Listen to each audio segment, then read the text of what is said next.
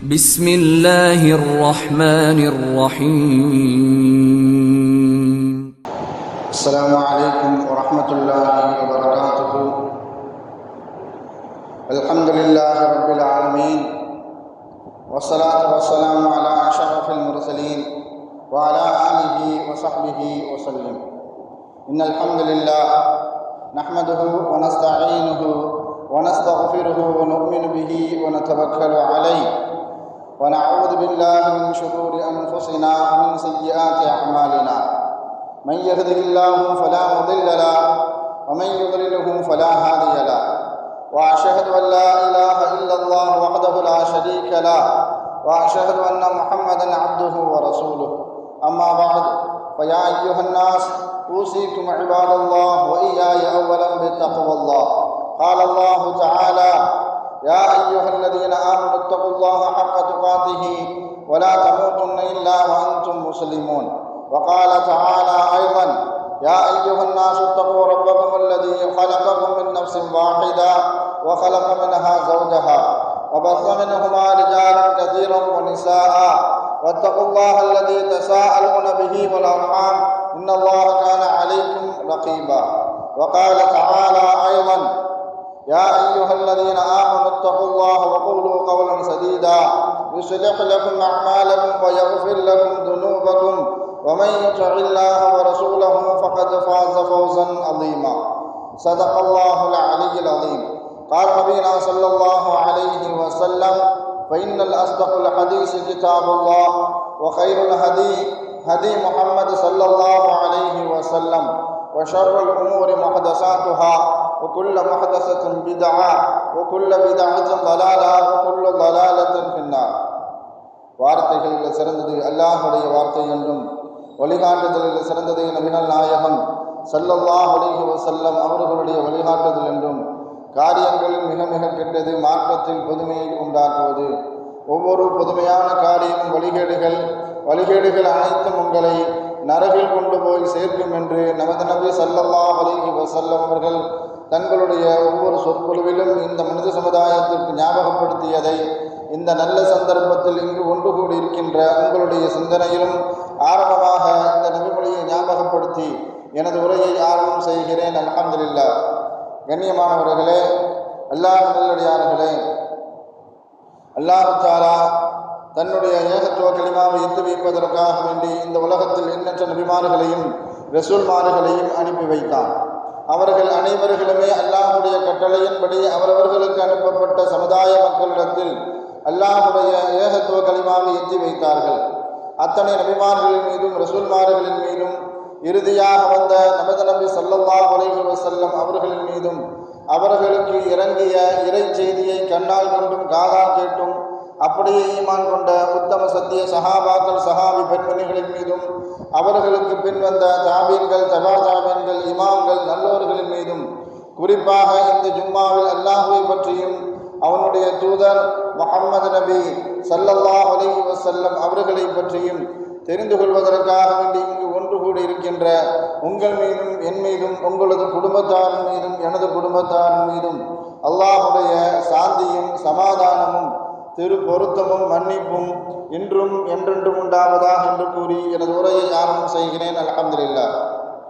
கண்ணியமானவர்களே, அல்லாஹ் நல்லடியார்களே, அல்லாஹுடைய மகத்தான ஒரு கிருபையினால் ஹஜ்ஜுக்கு சென்ற ஹாஜிகளெல்லாம் தன்னுடைய ஹஜ்ஜி என்ற அந்த கடமையை நிறைவேற்றிவிட்டு தன்னுடைய ஊரின் பக்கம் செல்லக்கூடிய காட்சிகளை நாம் பார்த்து கொண்டு இருக்கின்றோம். அல்லாஹு தஆலா அனைத்து ஹாஜிகளுடைய ஹஜ்ஜுகளையும் நன்மைகள் நிறைந்த ஹஜ்ஜாக ஏற்றுக்கொள்ளப்பட்ட ஹஜ்ஜாக அல்லாஹு தஆலா அனைத்து ஹாஜிகளுக்கும் அருள் புரிவானாக. அவர்கள் ஊருக்கு திரும்பக்கூடிய அந்த பயணத்தை அவர்களுக்கு நல்ல விதமாக நன்மைகள் நிறைந்ததாக பாதுகாப்பு நிறைந்த பயணமாக அனைத்து ஹாஜிகளுக்கும் அல்லாஹு தஆலா ஏற்படுத்தி அருள்வானாக. நமக்கெல்லாம் தெரியும், நேற்றைய தினம் அகமதாபாத்தில் ஒரு விமானம் விபத்துக்குள்ளாகி கிட்டத்தட்ட இன்று வரைக்கும் அதில் பலியானவர்களுடைய எண்ணிக்கை நேரத்திற்கு நேரம் அதிகமாகிக் கொண்டே இருக்கிறது. அல்லாஹ் தஆலா இது போன்ற விபத்துகளை விட்டும் அனைத்து தரப்பு மக்களையும் அல்லாஹ் பாதுகாத்து அருள் புரிவானாக. ஹைர், அல்ஹம்துலில்லாஹ். ஹஜ்ஜுக்கு செல்லக்கூடிய ஹாஜிகளுக்கு மதீனா சென்று நபி ஸல்லல்லாஹு அலைஹி வஸல்லம் அவர்களை ஜியாரத்து செய்ய வேண்டும் என்பது ஹஜ்ஜினுடைய கடமைகளிலோ, ஹஜ்ஜினுடைய ஷரத்துகளிலோ, ஹஜ்ஜினுடைய வாஜிபுகளிலோ, ஹஜ்ஜினுடைய சுன்னத்துகளிலோ எதுவும் ஏற்படுத்தப்படவில்லை. இருந்தாலும் ஒரு ஹாஜி மதீனா ஜியாரத்து செய்யாமல் ஒரு ஹாஜியினுடைய ஹஜ்ஜி முழுமையாக நிறைவேறாது. ஹஜ்ஜுக்கு செல்லக்கூடிய ஹாஜிகளுக்கு அவர்களுக்கு முன்பாகவே ஹஜ்ஜினுடைய கடமைகள் என்ன, அதனுடைய வாஜிபுகள் என்ன, அதனுடைய சுன்னத்துகள் என்ன என்பதாக முன்பாகவே அவர்களுக்கு அறிவுறுத்தப்பட்டு அவர்களுக்கு தெளிவுபடுத்தப்பட்டு அதன் பிறகுதான் அவர்களுக்கு ஹஜ்ஜுக்கு அனுப்பப்படுவார்கள். சுன்னத்துகளிலோ வாஜிபுகளிலோ கடமைகளிலோ எதிலையுமே இடம்பெறாத மதீனா ஜியாரத் என்பது. ஆனால் இருந்தாலும் கூட அந்த ஜியாரத்து இல்லாமல் ஒரு ஹாஜியினுடைய ஹஜ்ஜி முழுமையாக நிறைவேற்றப்படாது. ஹஜ்ஜி என்பது எப்படி ஒரு கடமையான ஒரு வணக்கமோ அதே போன்று மதீனா ஜியாரத் என்பது ஒரு வணக்கம். இன்னும் சொல்ல போனால் ஹாஜிகளுக்கு கடமையாக்கப்பட்ட விஷயங்கள் என்பது ஹஜ்ஜில் உண்டு. ஒரு ஹாஜி இஹ்ராம் கட்டுவது கடமை, அவர் தவாப் செய்வது அவரின் மீது ஒரு கடமை, சை செய்வது அவரின் மீது ஒரு கடமை, அரஃபாவில் தங்குவது ஒரு கடமை. இந்த கடமைகள் ஏதாவது ஒன்றை விட்டுவிட்டால் அந்த ஹாஜியினுடைய ஹஜ்ஜி நிறைவேற்றப்படாது. இன்னும் சொல்ல போனால் அது ஹஜ்ஜே கூடாது. அவர்களுக்கு ஹாஜிகளுக்கு வாஜிபான கடமைகள் என்று சிலைகள் இருக்கிறது. மினாவில் தங்குவது அவர்களுக்கு வாஜிப், அதே போன்று முஸ்தலிஃபாவில் தங்குவது ஹாஜிகளுக்கு வாஜிப், கல்லெறிவது என்பது அந்த அமல் ஹாஜிகளுக்கு வாஜிப். இவைகளில் ஏதாவது ஒன்றை விட்டுவிட்டால் ஹஜ்ஜு கூடிவிடும். விட்டுவிட்ட காரணத்திற்காக வேண்டி அவர் அந்த ஹாஜி ஃபிதியா கொடுக்க வேண்டும். நாம் ஒரு விஷயத்தை சிந்தித்து பார்க்க வேண்டும்.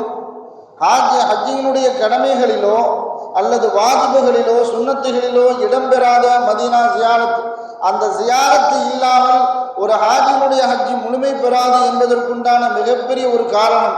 அதை நபி ஸல்லல்லாஹு அலைஹி வஸல்லம் அவர்களே சொல்லி காட்டுவார்கள். ஃபமன் ஹஜ்ஜ, ஹஜ்ஜிக்கு வரக்கூடிய ஹாஜி எவர் ஹஜ்ஜி செய்வாரோ, வலம் எருசுக்னி, என்னை ஜியாரத்து செய்ய வேண்டும். அப்படி யார் ஜியாரத்து செய்யவில்லையோ ஃபகத் ஜஃபானி, அவர் என்னை வெறுத்து விட்டார், அவர் என்னை வெறுத்தவர் போல ஆகிவிடுவார் என்பதாக ஸல்லல்லாஹு அலைஹி வஸல்லம் அவர்கள் எச்சரித்திருக்கிறார்கள். எந்த முஸ்லீமும் ஸல்லல்லாஹு அலைஹி வஸல்லம் அவர்களை வெறுக்க மாட்டார்கள். வெறுக்கக்கூடியவர்கள் முஸ்லீமாக இருக்க முடியாது. அதுதான் உண்மையான நிலை. ஸல்லல்லாஹு அலைஹி வஸல்லம் அவர்களை ஒருவர் வெறுக்கிறார் என்றால் அவர் முஸ்லீமாக இருக்க முடியாது.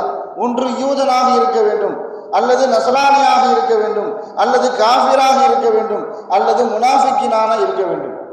இவர்கள் அல்லாத என்ற முஸ்லீமும் ஸல்லல்லாஹு அலைஹி வஸல்லம் அவர்களை வெறுக்க மாட்டார்கள். குறிப்பாக ஹஜ்ஜுக்கு சென்ற ஹாஜிகள் வெறுக்க மாட்டார்கள். ஸல்லல்லாஹு அலைஹி வஸல்லம் அவர்களை வெறுத்து எந்த வணக்கத்தையும் இஸ்லாத்தில் நிறைவேற்ற முடியாது, செய்ய முடியாது. அப்படி செய்தால் அந்த வணக்கத்திற்கும் அந்த அமலுக்கும் எந்த விதமான நன்மையும் கிடையாது, எந்த விதமான பிரயோஜனமும் கிடையாது. முஸ்லிமுக்கும் முஸ்லீம் அல்லாதவர்களுக்குள்ள வித்தியாசமே லா இலாஹ இல்லல்லாஹ் மாத்திரமல்ல, முஹம்மது ரசூலுல்லாஹ் இரண்டையும் சேர்த்தால் மாத்திரம்தான் ஒரு முஸ்லீமாக இருக்க முடியும். மக்கத்து காஃபிர்களுக்கு, மக்கத்து குறைஷிகளுக்கு உள்ள பிரச்சனையே அல்லாஹ்வை அவர்கள் ஏற்றுக்கொண்டார்கள். ஸல்லல்லாஹு அலைஹி வஸல்லம் அவர்கள் ஏகத்துவ பிரச்சாரத்தை மக்களிடம் எடுத்துச் சொல்லும் பொழுது அவர்கள் அல்லாஹ்வை ஏற்றுக்கொண்டார்கள். அவர்களிடத்தில் இருந்த பிரச்சனை பல தெய்வ கொள்கை பிரச்சனை. ஸல்லல்லாஹு அலைஹி வஸல்லம் அவர்கள் ஏகத்துவத்தை எடுத்து வைத்தார்கள். ஒரு இறைவனை, ஒரே ஒரு இறைவனை மாத்திரம் நீங்கள் வணங்க வேண்டும் என்பது ஸல்லல்லாஹு அலைஹி வஸல்லம் அவர்களுடைய பிரச்சாரத்தினுடைய நோக்கம். அவர்கள் சொன்னது, நாங்கள் அல்லாஹ்வையும் ஏற்றுக்கொள்வோம், லாத் உஸ்ஸாவையும் சேர்த்து வணங்குவோம். அதுதான் அவர்களுடைய கொள்கை. ஆனால் கடவுள் கொள்கையில் வேறுபட்டு இருந்தாலும் கடவுளை நம்பக்கூடியவர்களாக இருந்தார்கள். இறை கொள்கையில் அவர்கள் உறுதியாக இருந்தார்கள். ஆனால் பலதெய்வ கொள்கையில் உறுதியாக இருந்தார்கள். அதே மாதிரி நம்ம இந்து சகோதரர்கள் எடுத்துக்கொண்டாலும் சரி, ஜாதி வாரியாக அவர்களுடைய கடவுள் கொள்கை வேறுபட்டு இருக்கும். ஒரு ஜாதியினர் வணங்கக்கூடிய கடவுளை இன்னொரு ஜாதியினர் வணங்க மாட்டார்கள். இப்படி அவர்களிடத்தில் கடவுள் கொள்கை வேறுபட்டு இருக்கும். ஆனால் கடவுள்களை நம்பக்கூடியவர்களாக இருப்பார்கள். இன்னும் சொல்ல போனா இந்து சகோதரர்களிடத்திலேயே சித்தர்கள் இருக்கிறார்கள், அதே மாதிரி ரிஷிகள் இருக்கிறார்கள். அவர்களுடைய கடவுள் கொள்கை என்பது ஏகத்துவ கொள்கை. ஒரே இறைவன் மாத்திரம்தான் எங்களுடைய ஏகத்துவ கொள்கை. அதே மாதிரி அவர்களிடத்தில் சிலை வணக்கம் என்பது இருக்காது. ஏக இறைவனை நாங்கள் வணங்குகிறோம் என்று நாமாலும் சொல்வார்கள், அதில் செயல்பாடுகளும் காட்டுவார்கள். இப்படி பார்க்கும் பொழுது லா இலாஹ இல்லல்லாஹ் என்ற வணக்கத்திற்குள் அவர்கள் வந்துவிட்டார்கள். அவர்களுடைய கொள்கை ஏக இறைவனை வணங்க வேண்டும். முஸ்லிம்களுடைய கொள்கை அல்லாஹ் ஒருவனை மாத்திரம்தான் வணங்க வேண்டும். ஆனால் அந்த சித்தர்களையும் ரிஷிகளையும் முஸ்லிமாக கருத முடியுமா என்று பார்த்தால் ஒரு கோட்டில் நேர்பட்டு நிற்பார்கள். அந்த கொள்கை தான் முஹம்மது ரசூலுல்லாஹ். முஸ்லிம்களுடைய கொள்கையே லா இலாஹ இல்லல்லாஹ் முஹம்மது ரசூலுல்லாஹ். இதுல மாத்திரம்தான் முஸ்லிம்களுக்கும் முஸ்லீம் அல்லாதவர்களுக்கும் உள்ள பிரச்சனையே, வேறுபாடு, வித்தியாசம் இதுல தான் இருக்கும். இது யார் லா இலாஹ இல்லல்லாஹ் கலிமாவை மாத்திரம் ஏற்றுக்கொள்வோம், முஹம்மது ரசூலுல்லாஹை நாங்கள் மறுக்கிறோம் என்று எந்த முஸ்லீமும் சொன்னாலும் அவர் முஸ்லீமாக கருதப்பட மாட்டார், அவர் முஸ்லீமாக இருக்கவும் முடியாது. அதே மாதிரி தான் ஹஜ்ஜினுடைய கடமைகளில் எல்லாத்தையும் செய்துவிட்டு மதீனா சென்று ஜியாரத்து செய்யாமல் ஒரு ஹாஜி வந்துவிட்டால், இப்பொழுது நான் சொன்ன மேலே சொன்ன அந்த ஹதீஸை நாம் மறுபடியும் மறுநோக்கத்தில் நாம் திருப்பி பார்க்கும் பொழுது ஸல்லல்லாஹு அலைஹி வஸல்லம் அவர்களுடைய எச்சரிக்கை நமக்கு மிகப்பெரிய ஒரு எச்சரிக்கையாக இருக்கும். ஃபமன் ஹஜ்ஜ, யார் ஹஜ்ஜி செய்வாரோ, ஹஜ்ஜி செய்யக்கூடிய ஹாஜி என்னை ஜியாரத்து செய்யாமல் ஹஜ்ஜி செய்து விட்டால் அவர் என்னை வெறுத்தவர் போல் ஆகிவிடுவார். எந்த ஹாஜியும் அப்படி செய்ய மாட்டார். அதனால தான் ஹஜ்ஜுக்கு செல்லக்கூடியவர்கள் அதில் ஃபர்தாகவோ வாஜிபாகவோ சுன்னத்தாக கருதாமல் அது ஹஜ்ஜாகவே அந்த ஜியாரத்தை கருதுவார்கள். ஸல்லல்லாஹு அலைஹி வஸல்லம் அவர்கள் மதீனாவுக்கு சென்ற மதீனாவினுடைய சிறப்பை பற்றி அதிகம் எடுத்துரைப்பதற்குண்டான முக்கிய காரணமே, ஸல்லல்லாஹு அலைஹி வஸல்லம் அவர்கள் ஹிஜ்ரத்திற்காக வேண்டி பல பூமிகளை தேர்ந்தெடுத்தார்கள், பல தேசங்களை ஸல்லல்லாஹு அலைஹி வஸல்லம் அவர்கள் தேர்ந்தெடுத்தார்கள். ஸல்லல்லாஹு அலைஹி வஸல்லம் அவர்கள் ஹிஜ்ரத்திற்காக வேண்டி தேர்ந்தெடுத்த முதல் பூமி தாயிஃப் தான். தாயிஃபை தேர்ந்தெடுத்தார்கள். ஆனால் தாயிஃபுடைய மக்களும் ஸல்லல்லாஹு அலைஹி வஸல்லம் அவர்களை ஏற்றுக்கொள்ளவும் இல்லை, ஆதரிக்கவும் இல்லை, அரவணைக்கவும் இல்லை.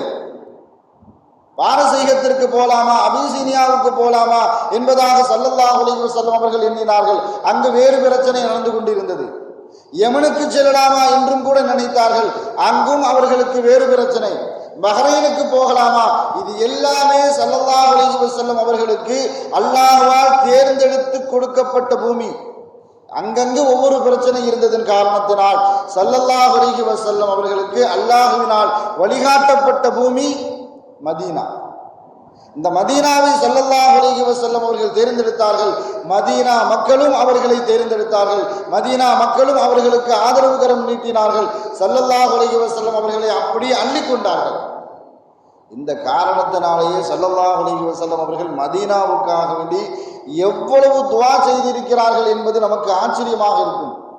ஸல்லல்லாஹு அலைஹி வஸல்லம் அவர்களுடைய துஆவினுடைய வாசகம் எப்படி கேட்டார்கள் என்றால், இப்ராஹிம் அலைஹிஸ்ஸலாம் அவர்கள் மக்காவுக்காக வேண்டி எதையெல்லாம் கேட்டார்களோ அதை அனைத்தையும் தா என்பதாக அல்லாஹ்விடத்தில் பிரார்த்தனை செய்தார்கள். இப்ராஹிம் அலைஹிஸ்ஸலாம் அவர்கள் மக்காவுக்காக வேண்டி, மக்காவில் வாழக்கூடிய மக்களுக்காக வேண்டி, மக்காவில் வரக்கூடிய மக்களுக்காக வேண்டி, மக்காவினுடைய பாதுகாப்புக்காக வேண்டி, மக்காவினுடைய உணவு தானியங்களுக்காக வேண்டி, மக்காவில் கிடைக்கக்கூடிய பழங்களுக்காக வேண்டி, மக்காவினுடைய தண்ணீருக்காக வேண்டி, மக்காவில் இருக்கக்கூடிய இறைச்சிக்காக வேண்டி, அனைத்திற்காக வேண்டியும் இப்ராஹிம் அலைஹிஸ்ஸலாம் அவர்கள் மக்காவுக்காக வேண்டி துஆ செஞ்சாங்க. ஒருபடி மேலே போய் ஸல்லல்லாஹு அலைஹி வஸல்லம் அவர்கள் துஆ செய்தார்கள்.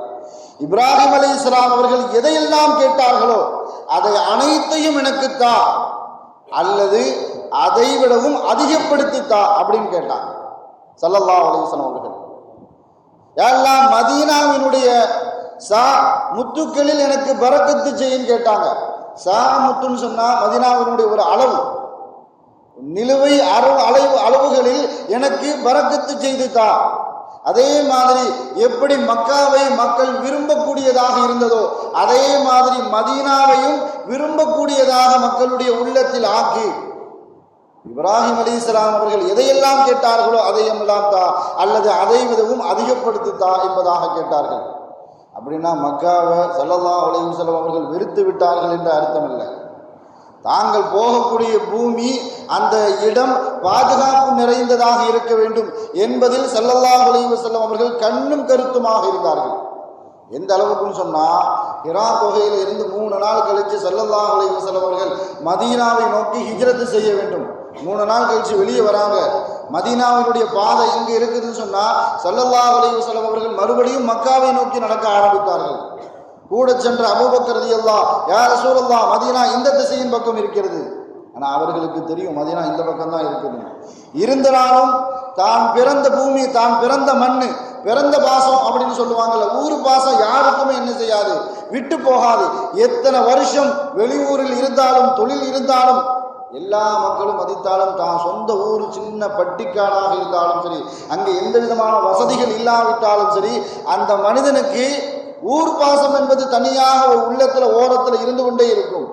ஆனால் 53 வருஷம் மக்காவில் இருந்துட்டு ஒரு சூழ்நிலையின் காரணமாக மக்காவும் மக்காவினுடைய மக்களும் ஸல்லல்லாஹு அலைஹி வஸல்லம் அவர்களை வாழ விடாமல் விரட்டி அடிக்கக்கூடிய சூழல் ஏற்பட்டு விட்டு போதுதான் ஸல்லல்லாஹு அலைஹி வஸல்லம் அவர்கள் இப்படிப்பட்ட ஹிஜ்ரத்தினுடைய முடிவுக்கே வந்தாங்க. ஹிஜ்ரத்து செல்லக்கூடிய நேரத்தில் கூட மக்காவை நோக்கி ஸல்லல்லாஹு அலைஹி வஸல்லம் அவர்கள் நகர்ந்தார்கள். அபூபக்கர் ரலியல்லாஹு வழிமாற்றி விட்டார்கள். யா ரசூலல்லாஹ், மதீனா இந்த பக்கம் இருக்குது அப்படின்னு. அந்த நேரத்தில் ஸல்லல்லாஹு அலைஹி வஸல்லம் அவர்கள் அல்லாஹ்விடத்தில் துஆ செய்தார்கள். அல்லாஹும்ம அஹ்ரஜதனி மின் பலதி உஹிப்புஹு, அல்லாஹும்ம அஹ்ரஜதனி மின் பலதின் உஹிப்புஹு. யா அல்லாஹ், நான் எந்த ஊரை அதிகமாக நேசித்தேனோ, இறைவா, நான் எந்த ஊரை அதிகமாக நேசித்தேனோ அந்த ஊரை விட்டும் என்னை நீ வெளியேற்றி விட்டாய். இதிலிருந்தே புரியுது ஸல்லல்லாஹு அலைஹி வஸல்லம் அவர்கள் மக்காவை எந்த அளவுக்கு நேசித்து இருக்கிறார்கள் என்பது. அதே மாதிரி அடுத்த வார்த்தையை கேட்டாங்க ஸல்லல்லாஹு அலைஹி வஸல்லம் அவர்கள், ஃபாஸ்கின்னஹு ஃபாஸ்கின்னி மின் பலதி துஹிப்புஹு, நீ எந்த ஊரை விரும்பப்படுகிறாயோ அந்த ஊர்ல என்ன வாழ செய்யுன்னு கேட்டாங்க. அல்லாஹ் மதீனாவில் வாழ வேண்டும் என்று அல்லாஹ் விருப்பப்பட்ட பூமி அது. அதனாலேயே ஸல்லல்லாஹு அலைஹி வஸல்லம் அவர்கள் மதீனாவுக்காக வேண்டி அவ்வளவு துஆக்கள் செய்தார்கள். அதுக்கு முன்னாடி மதீனாவுக்கு மதீனா என்ற பெயரே கிடையாது, யஸ்ரிப் என்ற ஒரு பேர் இருந்து, அது நல்ல பேரும் கிடையாது, கவலை துக்கம் அப்படிங்கிற மாதிரி பேரை ஸல்லல்லாஹு அலைஹி வஸல்லம் அவர்கள் மதீனா என்று பெயர் மாற்றினார்கள். மதீனா என்று சொன்னாலே பட்டணம், நகரம் அப்படின்னு அர்த்தம். ஒரு நகரத்துக்கே நகரம் என்று பெயர் வைத்தார்கள் ஸல்லல்லாஹு அலைஹி வஸல்லம் அவர்கள். கிட்டத்தட்ட மதீனாவினுடைய சிறப்பு பெயர்களை எடுத்து பார்த்தாலே சரி, கிட்டத்தட்ட ஒரு 12 பெயர்கள் வரும். அதில் ஒரு பெயர் ஈமான். மதீனாவுக்கு பெயர் ஈமான் என்று ஒரு பெயர் உண்டு.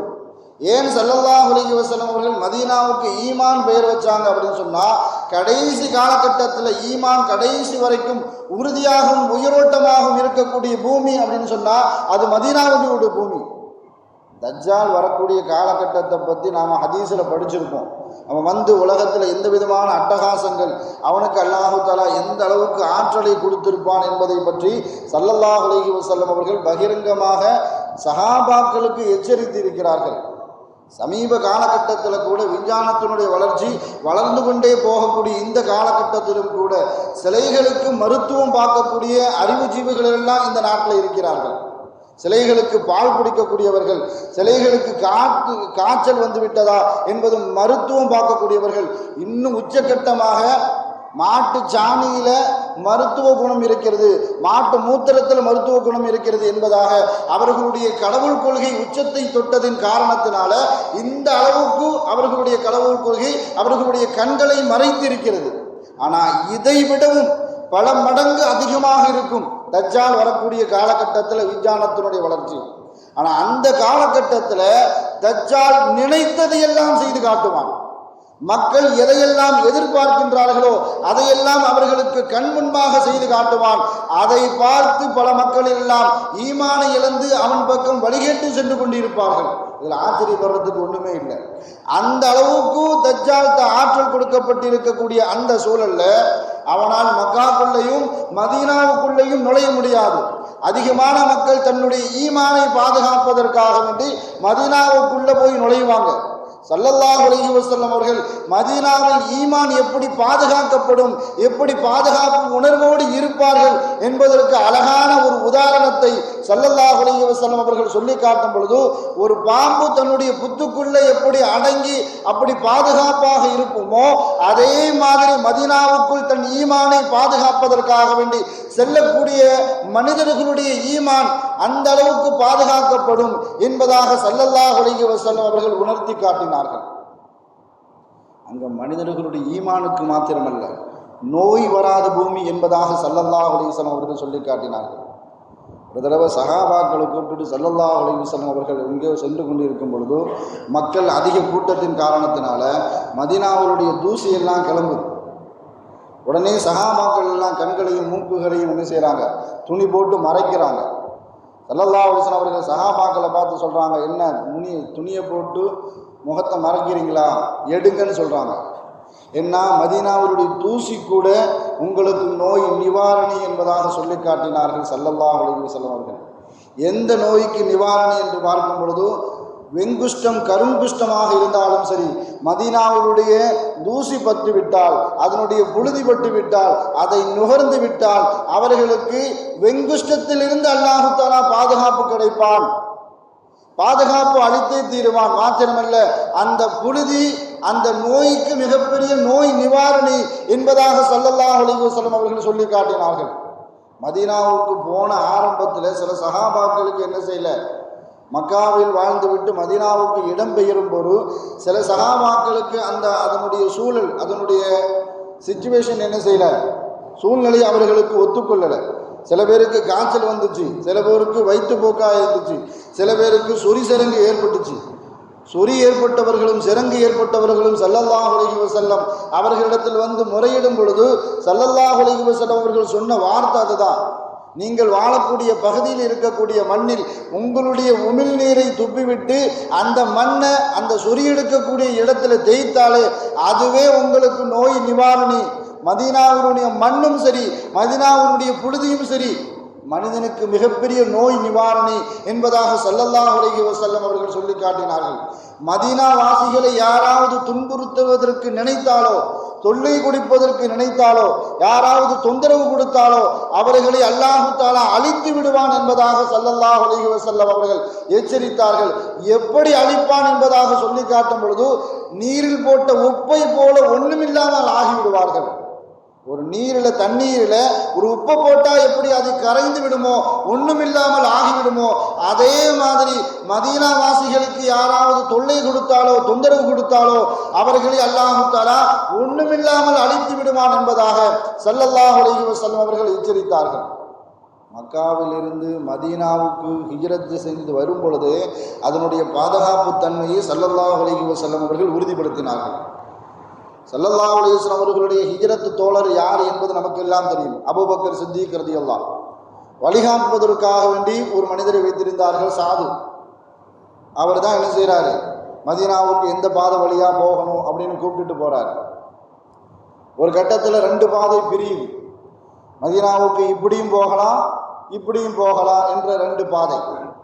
அந்த பாதையில் போய் நின்ன உடனே ஸல்லல்லாஹு அலைஹி வஸல்லம் அவர்கள் இந்த பாதை வழியாக போகணுமா இந்த பாதை வழியாக போகணுமா அப்படின்னு கேட்குறாங்க. அப்போ அந்த மனிதர் ஸஅத் ரலியல்லாஹு வழிகாட்டியாக வந்த அந்த மனிதர் ஸல்லல்லாஹு அலைஹி வஸல்லம் அவர்களிடத்தில் கூறினார், யா ரசூலல்லாஹ், இந்த வழியாகவும் போகலாம், ஆனால் இந்த வழியாக போவது பாதுகாப்பு மிகுந்த வழி, இது கொஞ்சம் தூரம் ஆனால் பாதுகாப்பாக இருக்கும். ஆனால் இந்த வழியாக போகுவது தூரம் இல்லை, தொலைவு ரொம்ப கம்மி, ஆனால் பாதுகாப்பு ரொம்ப கம்மி அப்படின்னு சொன்னாங்க. ஏன்னு சொன்னால், இந்த பாதை வழியாக போகும்பொழுது 2 கொள்ளைக்காரர்கள் இருக்கிறார்கள். அவர்கள் யாரு போனாலும் அந்த பொருட்களை அபகரித்து கொள்ளையடித்து விடுவார்கள். சில சமயத்தை கொலையை செய்து விடுவார்கள். அந்த அளவுக்கு பாதுகாப்பு நிறைந்த இந்த பகுதியில் போகலாம், ஆபத்து நிறைந்த இந்த பகுதியை நாம தவிர்த்து விடலாம் என்பதாக சாது அந்த மனிதர் சொன்ன நேரத்தில் இல்லை, இந்த வழியாகத்தான் போகணும், அந்த 2 மனிதர் யார் என்பதை நான் பார்க்க வேண்டும் சொன்னாங்க ஸல்லல்லாஹு அலைஹி வஸல்லம் அவர்கள். அவர்களை சந்தித்து விட்டு நாம் செல்லலாம் என்பதாக ஸல்லல்லாஹு அலைஹி வஸல்லம் அவர்கள் சொல்லி காட்டினார்கள். அப்போ அவர்களை எப்படி பார்க்க முடியும் அப்படின்னு கேட்கும் பொழுதும் அவர்கள் பகல் நேரத்தில் வெளியே வர்றதே கிடையாது. இரவு எப்பொழுது ஆரம்பிக்குமோ அப்பொழுதுதான் வருவார்கள். மதீனாவுடைய பகுதி என்பது மலை குன்றுகள் நிறைந்த பகுதி. அவர்களுக்கு தெரியும் எப்போ மக்கள் வருவார்கள், எப்பொழுது அவர்களை தாக்க வேண்டும் என்பது. அவர்களை நான் சந்தித்து நான் கூட்டு வருகிறேன் என்பதாக சாது அந்த மனிதரே போறார். போய் அந்த ரெண்டு கொள்ளையர்களையும் பார்த்து அழைத்து கொண்டு வருகிறார். அவர்களை அழைக்கும் பொழுது உங்களை சந்திப்பதற்கு ஒருவர் வந்திருக்கிறார் அப்படின்னு சொன்ன உடனே அவங்க 2 பேரும் ஏளனமா சிரிக்கிறாங்க. நாங்கள் எத்தனையோ பெரிய மனிதர்களில் எவ்வளவோ பேர் பார்த்துருக்கிறேன், யாரும் இந்த வழியாக வருவதற்கு பயப்படுவார்கள். எங்களை பார்த்து பயப்படாமல் எங்களை பார்க்கறதுக்கு ஒரு ஆள் வந்திருக்கிறாருன்னு சொல்றீங்கல்ல, அவரை நாங்கள் கண்டிப்பாக சந்திக்க வேண்டும் என்பதாக சொல்லி அவர்களில் ஸல்லல்லாஹு அலைஹி வஸல்லம் அவர்களை சந்திப்பதற்காக வேண்டி வருகிறார்கள். அவர்களை சந்திக்கிறாங்க. ஸல்லல்லாஹு அலைஹி வஸல்லம் அவர்கள் இஸ்லாத்தை பற்றி எடுத்துரைக்கிறார்கள், இஸ்லாத்தினுடைய மேன்மை பற்றி சொல்லி காட்டுகிறார்கள், சொர்க்கத்தை பற்றி நரகத்தை பற்றி அனைத்தையும் பற்றி சொல்ல உடனே அல்லாஹ் தஆலா அவர்களுடைய உள்ளத்தில் மாற்றத்தை ஏற்படுத்துகிறான். அந்த இடத்திலேயே ஷஹாதத் கலிமா சொல்லிவிட்டு அவர்கள் சொன்ன ஸ்டேட்மெண்ட், யா ரசூலல்லாஹ், இனிமே இந்த வழியையும் மக்கள் பயன்படுத்தி கொள்ளலாம், எங்களுடைய பாதிப்பும் அல்ல, எங்களுடைய தீமை மாத்திரமல்ல, வேற யாருடைய தீமையும் வராமல் நாங்கள் பாதுகாப்போம் அப்படின்னு சொன்னாங்க அந்த 2 மனிதர்கள். எங்களுடைய பயத்தின் காரணமாகத்தான் நாங்கள் கொள்ளையடித்து விடுவோமோ, நாங்கள் கொலை செய்து விடுவோமோ, எந்த காரணத்தினால்தான் இந்த பாதையை மக்கள் பயன்படுத்துவதற்கு அஞ்சுகிறார்கள். இன்னும் அந்த அச்சமே தேவையில்லை, எந்த விதமான பயமும் தேவையில்லை, நாங்கள் முஸ்லீமாகிவிட்டோம், வேற எந்த தொந்தரவும் வராமல் நாங்கள் இந்த பகுதியை பாதுகாப்போம். ஸல்லல்லாஹு அலைஹி வஸல்லம் அவர்கள் மதீனாவுக்கு போகிறதுக்கு முன்பாகவே அதனுடைய பாதைகளை சரி செய்து அதற்கு பாதுகாப்பு உகந்த பாதைகளாக மாற்றிவிட்டுத்தான் ஸல்லல்லாஹு அலைஹி வஸல்லம் அவர்கள் செல்கிறார்கள்.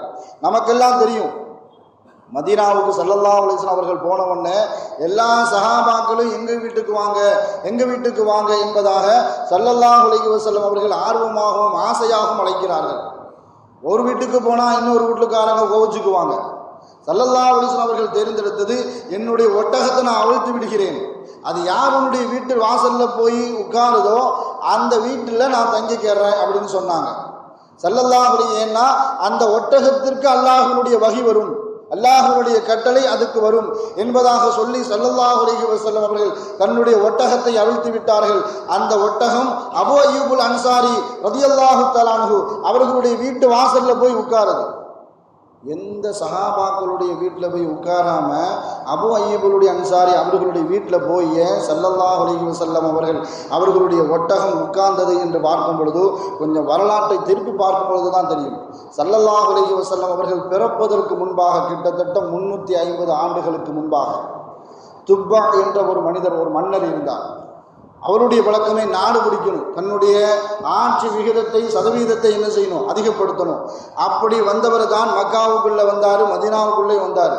மக்காவுக்குள்ள போட்டி போட்டு பார்த்தாரு, யாரும் அஞ்சுற மாதிரி தெரியல. மதீனாவுக்கூடையும் என்ன செய்தாங்க, போட்டி போட்டு சண்டை போட்டு பார்த்தார். ஆனால் மதீனா மக்கள் வித்தியாசமாக நடந்துக்கிட்டாங்க.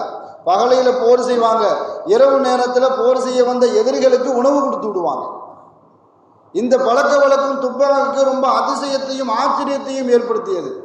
நாம் அவங்களுடைய இடத்தை அபகரிப்பதற்காக வேண்டி, நாடு பிடிப்பதற்காக வேண்டி, அவர்களை எடுத்து சண்டை போடுவதற்காக வேண்டி வந்திருக்கிறோம்.